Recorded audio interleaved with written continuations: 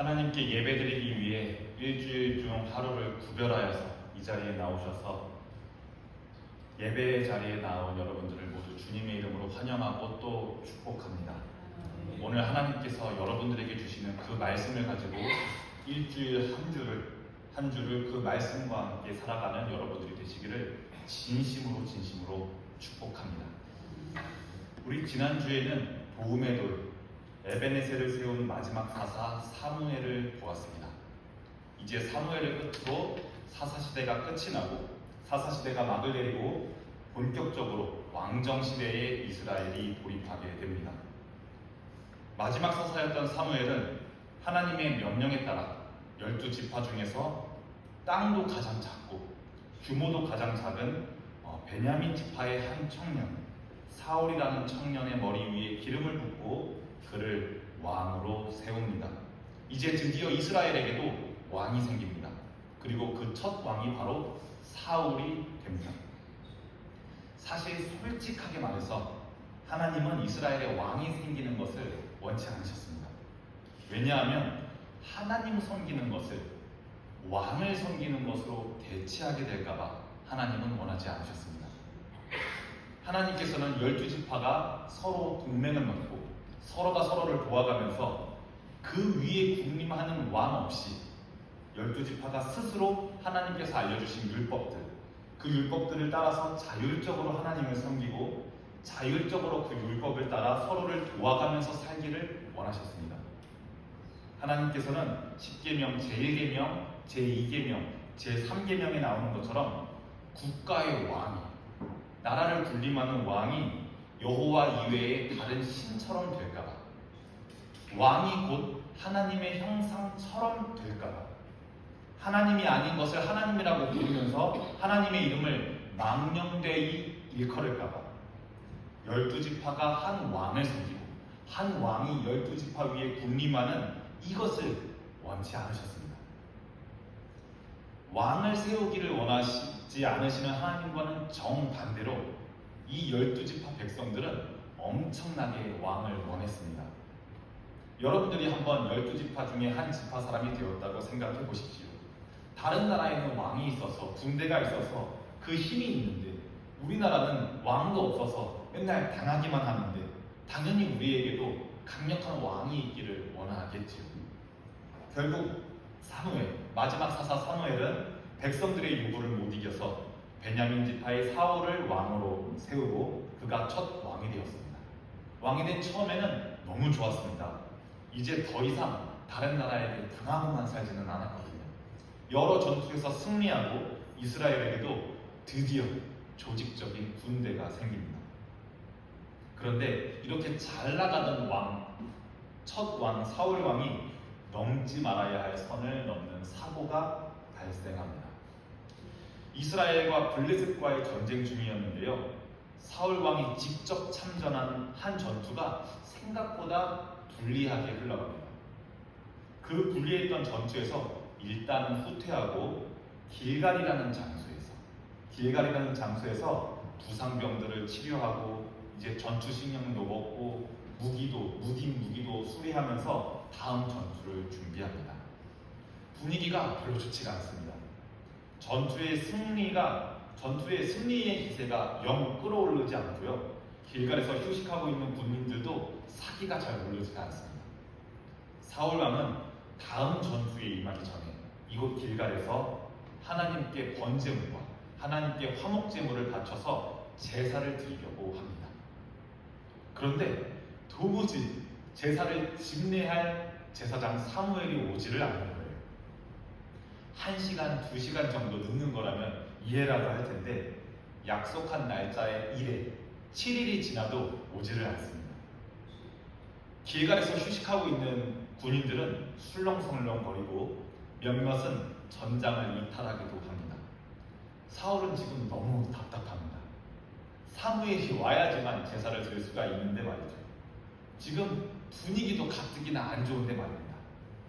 그래서 결국 사울은 넘지 말아야 할 선을 넘어버리고 맙니다. 정치와 종교와 정치 사이에 그어져 있는 그 선에 사울이 발을 밟게 됩니다. 왕은 할 수 없는, 제사장만 할 수 있는 제사를 사울이 집례해버리고 마는 그런 사고가 벌어지고 맙니다. 그것은 커다란 교만함이었습니다. 결국 이 교만한 사건이, 이 사건이 사무엘 왕과 사울 왕과 사무엘 선지자의 관계를 깨뜨리는 사건이 되고요, 사울 왕과 하나님과의 관계가 깨뜨려져 버리는 사건이 되버리고 맙니다. 결국 사무엘상 15장에는 여호와께서는 사울을 이스라엘 왕으로 삼으신 것을 후회하셨더라 라고 기록되어 있습니다. 이 사건을 기점으로 이스라엘의 두 번째 왕은 베냐민 지파의 사울 왕의 아들 요나단이 아니라 우리가 잘 아는 유다 지파의 다윗이 왕이 되게 됩니다. 여러분들 사극이나 정치 드라마를 좋아하시는 분들은 아마 익숙하실 텐데요. 왕권이 바뀌는 데에는 항상 무엇이 있습니까? 커다란 갈등과 커다란 고난이 이 왕권이 바뀌는 데는 항상 존재합니다. 사울 왕에서 다윗 왕으로 넘어가는 이 시기에도 마찬가지였습니다. 사울 왕은 눈에 불을 켜고 다윗을 죽이기를 원했고요, 다윗이 왕이 되고 난 이후에도 여러 전투들과 여러 어려움들이 다윗 왕 앞에 있었습니다.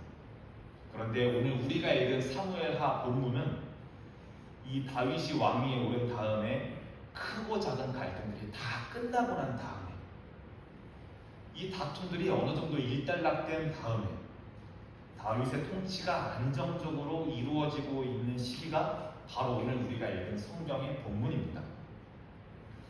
이제 내부적으로도 다윗을 왕으로 인정할 수 없다라고 말하는 친사울파도 이제는 없고요, 외부적으로도 사사시기 때처럼 함부로 이스라엘 왕국에 덤빌 수 있는 그런 주변 국가도 이제 거의 없습니다.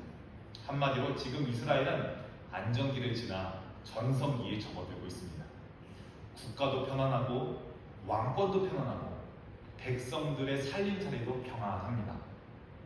이 시기에 다윗 왕은 평안하게 왕위에 앉아서, 왕이 앉는 의자에 앉아서 선지자 나단과 이렇게 대화합니다.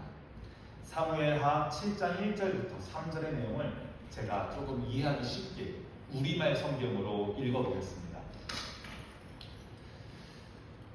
여호와께서 사방의 모든 적으로부터 다윗을 지켜주셨기 때문에 그는 이제 자기의 왕궁에서 살게 되었습니다. 다윗이 예언자 나단에게 넘겨주세요.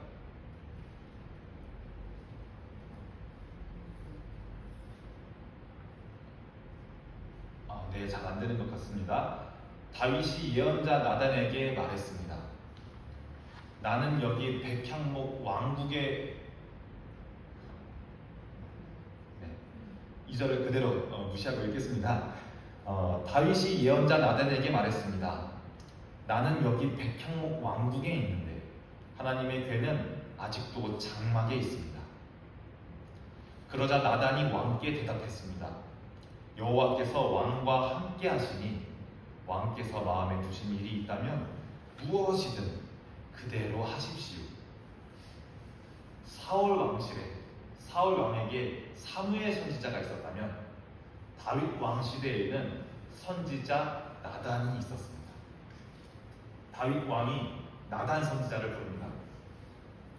사람의 왕인 나도, 사람 중의 왕인 나도 이 왕궁에 사는데 우리 여호와 하나님께서는 건물이 아니라 우리 조상들이 옛날에 출애굽하고 한 곳에 정착하지 못해서 광야에서 유목할 때 언제든지 옮기기 편하도록 만든 이 간이 텐트 같은 장막의 하나님의 궤가 아직도 거기 있습니다. 사람의 왕인 나도 백향목으로 만든 좋은 이 건물에 사는데 하나님의 궤가 간이 텐트 같은 곳에, 저런 곳에 있으니 내가 마음이 참 불편하다고 말합니다. 즉, 내가 멋지게 지어진 왕궁이라는 건축물 안에 있으니 하나님의 법궤도 간이 텐트가 아니라 장막이 아니라 멋진 건물, 즉 성전, 성스러운 건물에 있어야 하지 않겠냐고 다윗이 물어보고 있습니다. 내가 멋진 공간에 살고 있으니 우리 하나님께서도 멋진 성전에 계셔야 하지 않겠냐라고 물어보는 이 다윗의 질문을 듣는 이 선지자 나단의 마음이 어땠을 것 같습니다. 저는 나단 선지자가 다윗의 말을 굉장히 뿌듯하게 들었을 것 같습니다. 이전에 사울 왕은 교만하여서 제사장의 역할까지 침범하여 여호와의 마음을 후회케 만들었지만 다윗 왕은 이렇게 평안한 가운데에서도 하나님을 중심으로 사고하시는구나. 이리저리 옮겨 다니는 유목민의 생활이 이제 우리나라에 끝났으니 하나님의 교회를 모실 만한 성전을 건축하기를 원하시는구나. 아주 뿌듯하게 생각했을 것 같습니다. 그래서 나단 선지자는 이렇게 말합니다. 여호와께서 왕과 함께 하시니, 여호와께서 왕과 함께 하시니 마음에 있는 그 모든 것을 행하소서.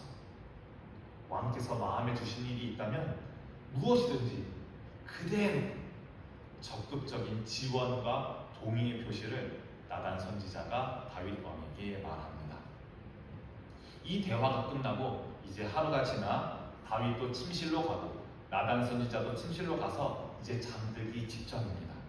그런데 그날 밤 잠자기 전에 나단의 집에 여호와 하나님께서 직접 나단을 찾아오십니다. 그리고 8절부터 여호와께서는 나단에게 말씀하셔서 내가 너에게 말하는 것을 다윗에게 그대로 전하라고 하시는 장면이 나옵니다. 하나님께서 나단에게 찾아오셔서 내가 너한테 이렇게 말을 맡길 것이니 그 말을 다윗 왕에게 그대로 전하라고 말씀하시는 그 본문 말씀이 다소 길기는 하지만 우리말 성경으로 쉽게 쓰여져 있는 그 성경을 제가 읽어보겠습니다. 여러분들도 여러분들이 보시고 있는 그 성경을 따라가시면서 함께 읽어보시기를 마음속으로 함께 읽어보시기를 권합니다. 이 시간만큼 한번 집중해서 참여해 보시면서 전능하신 하나님께서 밤에 나단에게 찾아와 다윗 왕에게 이렇게 전하라고 하셨구나 라는 생각을 하시면서 들어보시기를 바랍니다. 그러니 내 종 다윗에게 말하여라. 전능하신 여호와께서 말씀하십니다. 내가 양떼를 따라다니던 너를 목장에서 데려와 내 백성 이스라엘의 통치자로 삼았다. 네가 어디로 가든지 내가 너와 함께했고 내 앞에서 내 모든 원수들을 끊어내었다. 그러나 이제 내가 이 땅의 위대한 사람들의 이름처럼 내 이름을 위대하게 만들어주겠다. 그리고 내 백성 이스라엘을 위해 한 곳을 정해 그들이 뿌리박을 터전을 주고 그들이 다시는 옮겨다니지 아니하도록 할 것이다.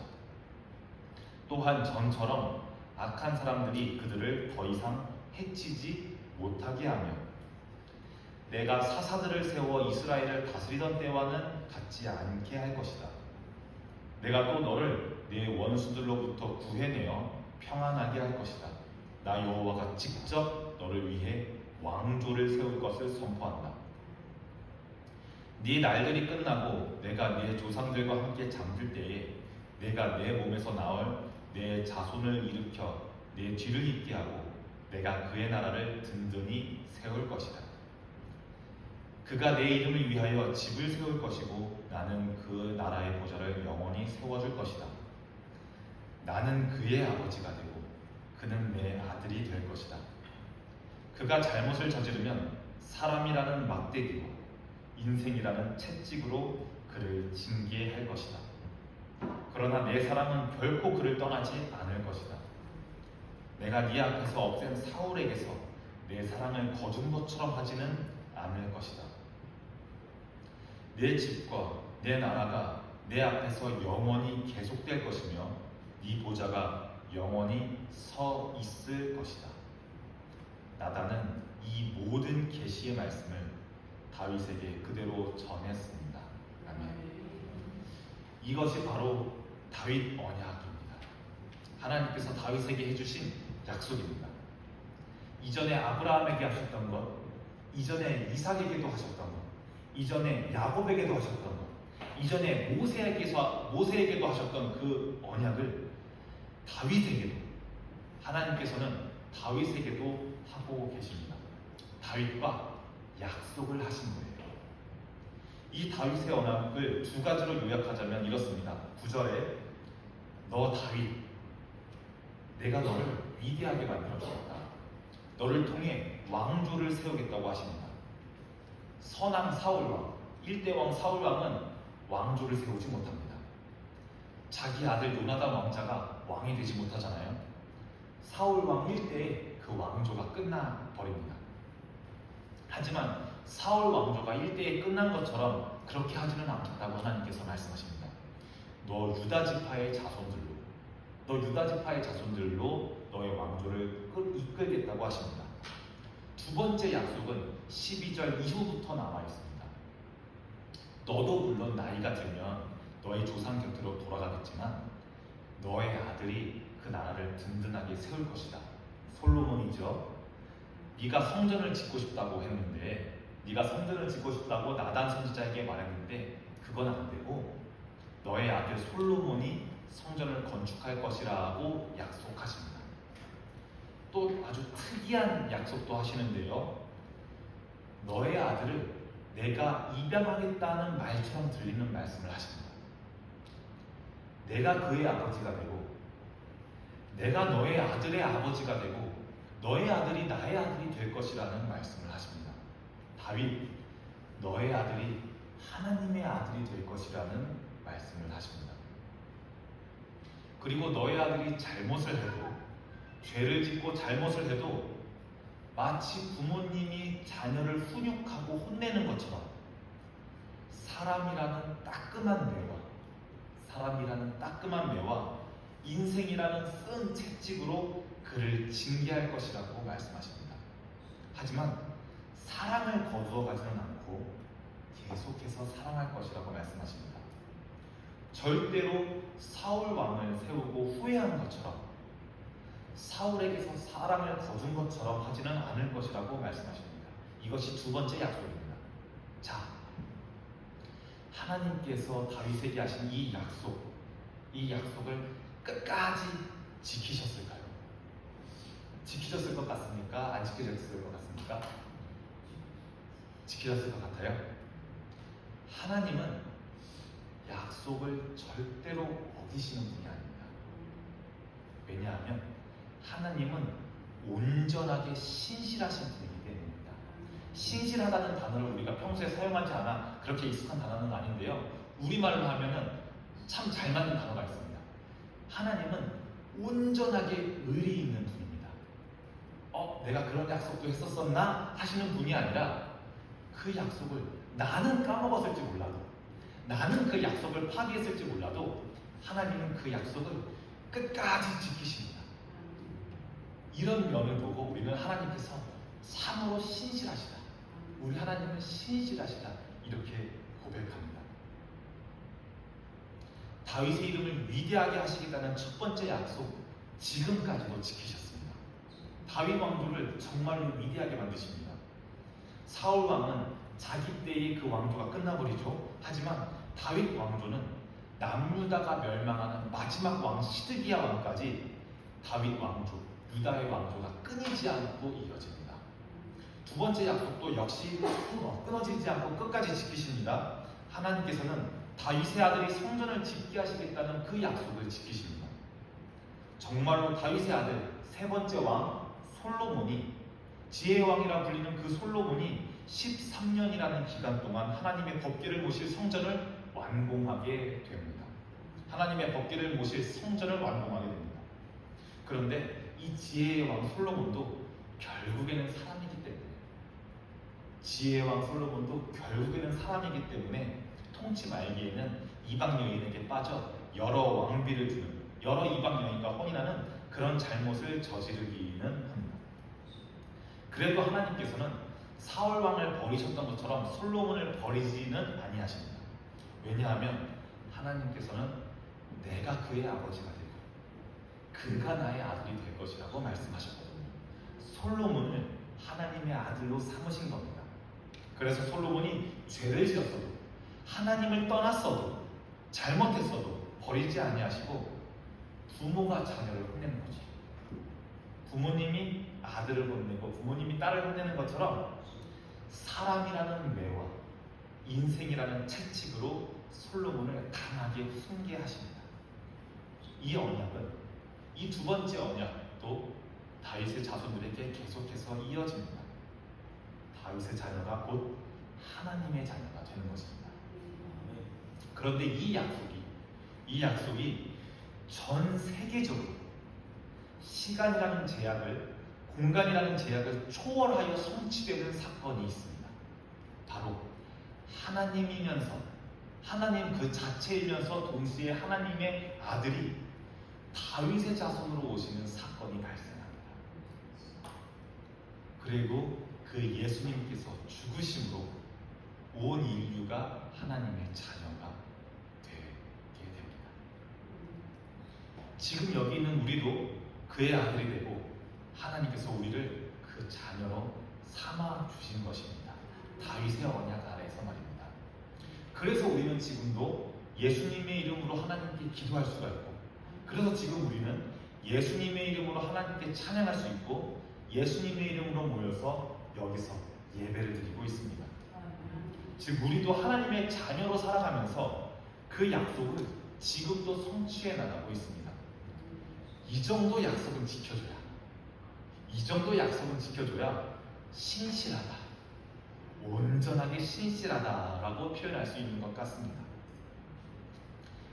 약속한다, 언약을 맺는다. 누군가와 약속한다는 건 정말 많은 의미를 가지고 있습니다. 약속이란 것은 두 주체가 하나의 주제를 믿고 그것을 지키겠다는 의지를 표현하는 것입니다. 우리는 하루에도 수많은 약속을 하면서 살아가는데요. 친구나 직장 동료나 가족, 부모님, 자녀들과 사소한 시간 약속에서부터 올해는 꼭 성경 한번 일독해봐야지, 이번 달부터는 꼭 꾸준하게 운동해야지, 이런 나와 나 자신과의 약속, 내가 내 자신과 하는 이런 다짐들도 수없이 하면서 우리는 살아갑니다. 이렇게 우리는 평생 나 자신과 약속하고 나의 주변 사람들과 약속하고 하나님과도 약속하면서 살아갑니다. 그런데 약속을 하는 그 사람은 변할 수가 있습니다. 가변적이라는 말입니다. 그래서 사람이 하는 약속은 지켜지지 않을 수가 있습니다. 사람이 하는 약속은 깨질 수가 있습니다. 성취되지 않고 그 약속이 파기되는 것입니다. 사람의 약속은 참 깨지는 게 많습니다. 다이어트 하시는 분들 저녁 6시 이후로는 물만 먹고 아무것도 안 먹어야지, 너무 쉽게 깨지는 약속입니다. 연인들이 하는 약속도 있습니다. 평생 너만 바라보면서 평생 너만 사랑하면서 살게, 이것도 너무 쉽게 깨지는 약속입니다. TV를 통해서 보는 정당의 정치인들의 공약들, 당선된 이후에는 너무나도 쉽게 깨지는 약속입니다. 정치인들이 특별히 악해서, 그 사람들이 특별히 죄인이어서 그러는 것이 아닙니다. 사람은 변할 수가 있기 때문에 사람이 한 약속도 변할 수밖에 없습니다. 그렇습니다. 사람은 온전하게 신실할 수가 없습니다. 하지만 믿는 하나님, 우리가 믿는 하나님은 온전하게 신실하신 분입니다. 그 신뢰할 수 있는 정도의 차이가 엄청납니다. 그래서 우리는 이웃에 있는 사람은, 원로 목사님께서도 이 표현을 자주 하셨던 것 같은데요, 사람은 사랑하는 존재로 여겨야지 믿어야 할 존재로 여겨서는 안 됩니다. 온전하게 신실하신 하나님, 오직 그분만이 믿음의 대상이 되는 것입니다. 오늘 다윗 왕에게 주신 하나님의 두 가지 약속, 하나님께서는 신실하게 지키셨습니다. 다윗 왕조를 영원하게 하심으로 그 약속을 지키셨고, 다윗의 아들 솔로몬이 성전을 건축하게 하심으로 그 약속을 지키셨습니다. 다윗의 자손들이 죄를 짓고 잘못을 해도 하나님이 그를 하나님의 아들로 삼으셨기 때문에 사랑을 사울 왕 때처럼 거두지 아니하시고 사랑과 인생을 통해서 징계하고 가르치셨습니다. 또 다윗의 자손으로 오신 예수님을 믿는 우리들도 하나님께서는 예수님을 통해 우리를 하나님의 자녀로 삼아주셨기 때문에 우리에 대한 사랑 또한 사울 앞에서 거두신 것처럼 하지 아니하시고 끝까지 사랑하심으로 지금도 그 약속을 지키고 계시는 중입니다. 이렇게 하나님께서는 다윗 왕에게 해주신 이 언약을, 우리에게 해주신 그 언약을 끝까지 지키고 계십니다. 정말로 신실하신 하나님입니다. 이제 여러분들에게 마지막으로 묻고 싶습니다. 하나님께서 나에게는 어떤 약속을 하셨습니까? 하나님께서 여러분들에게는 어떤 약속을 하셨습니까? 여러분들은 하나님과 어떤 약속을 했습니까? 여러분들은 하나님께 이 약속 꼭 지켜주세요 부탁한 적이 있으십니까? 아니면 여러분 하나님한테 하나님 저 이거는 반드시 지킬게요 하면서 다짐의 약속을 하신 적이 언제이십니까? 하나님께서는 반드시 약속을 지킨다고 오늘 말씀드렸죠. 여러분들 하나님과 약속 반드시 하셔야 합니다. 우리 친하고 가까운 사람과는 약속을 많이 합니다. 신뢰할 수 있는 사람, 믿을 만한 사람과는 약속을 많이 합니다. 믿을 만한 사람과는 수많은 약속을 주고받습니다. 하지만 어색한 사람과는, 불편한 사람에게는 우리 약속하지 않습니다. 부탁을 하지도 않고 약속을 하지도 않습니다. 그리고 부탁을 해도 들어줄 것 같지도 않은 사람에게는 우리는 부탁하지 않습니다. 여러분들에게 조금은 불편하게 들릴 수 있겠지만 여러분들이 만약 하나님과 나누는 약속이 적다면, 지금 내가 하나님과 나누는 약속이 없다면, 단 하나도 없다면, 하나님에게 무엇을 하겠다고 다짐하는 것, 그런 것이 하나조차도 없다면, 저 하나님 앞에 딱히 부탁할 것 없는데요? 이렇게 생각하신다면 내가 지금 그다지 하나님을 신실하신 분으로 여기고 있지 않다고 생각할 수도 있습니다. 그런 사람은, 그러신 분은 내가 지금 하나님을 잘 믿고 있는 중 맞나? 내가 지금 하나님을 신실하신 분으로 여기고 있나? 내가 믿는 하나님이 신실하신 분인가? 이렇게 자신의 신앙을 되돌아보고 한번 점검해 보셔야 할 수도 있겠습니다. 만약 그런 분들이 계시다면 그럼 여러분들에게는 하나님과의 관계가 회복되는 역사가 있기를 진심으로 축복합니다. 네. 여러분들 하나님께 부탁하고 싶은 것, 하나님께 약속하고 싶은 것, 작은 것부터 한번 시작해 보기를 바랍니다. 하나님, 저 시험 봅니다. 안 떨고 공부한 거 잘 나올 수 있도록 도와주세요. 하나님, 몸이 많이 아픈 우리 아버지 어머니 빨리 나을 수 있게 도와주세요. 이런 것부터 시작해 보십시오. 하나님, 저 내일부터는 성경 하루에 꼭 3장씩 읽어보겠습니다. 하나님, 올해는 꼭 주일성수 지키는 사람 되겠습니다. 이런 다짐부터, 이런 약속부터 조금씩 실천해 나가 보십시오. 여러분, 하나님은 정말로 신실하십니다. 이런 작은 약속들, 이런 작은 부탁들이 쌓여서 나만의 기도 제목이 될 것입니다. 그리고 그것이 기도의 습관이 될 것입니다. 그리고 그것이 삶이 되면 그 삶이 다윗 왕처럼 여호와 하나님과 함께하는 삶이 아닐까요? 오늘 나단 선지자는 여호와께서 왕과 함께하심으로, 여호와께서 왕과 함께하심으로 라고 말했습니다. 하나님은 정말로 여러분과 함께하시고 여러분들의 부탁과 여러분들의 기도와 여러분들의 약속을 반드시 지키시는 신실하신 하나님이십니다. 하나님은 온전하게 신실하신 분입니다. 다 함께 기도하겠습니다. 사랑의 하나님, 참으로 감사합니다. 변하지 않으시고 하신 말씀대로 약속을 반드시 이루시는 신실하신 하나님, 여기 나와 있는 우리도 다윗 왕이 그랬던 것처럼 늘 하나님과 동행하는 삶을 살고 싶습니다. 우리도 성경에 기록된 하나님의 약속이 나의 삶을 통해 평생 이루어지는 멋진 믿음의 길을 걷도록 인도하여 주시옵소서. 예수님의 이름으로 기도합니다.